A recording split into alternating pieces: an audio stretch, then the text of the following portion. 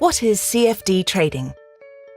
CFDs, or contracts for difference, offer a cost-efficient way to trade on thousands of global financial markets, including shares, indices, foreign exchange, treasuries, and commodities. If you think the product will go up in value, you can buy a number of units or go long. If you think the product will fall in value, you can sell a number of units or go short. Each product has a sell and a buy price. The difference between the two is called the spread. Your profit or loss is based on the difference between the price you enter at and the price you exit at. The more points the market moves in your chosen direction, the more profit you make.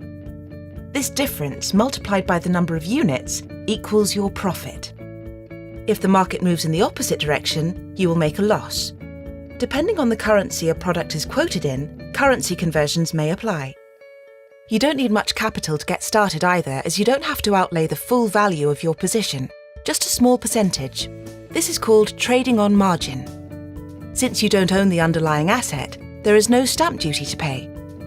With CFDs, many products are available even if the underlying market is closed, allowing you to trade 24 hours a day, 5 days a week. Visit our website and open a demo account to learn more.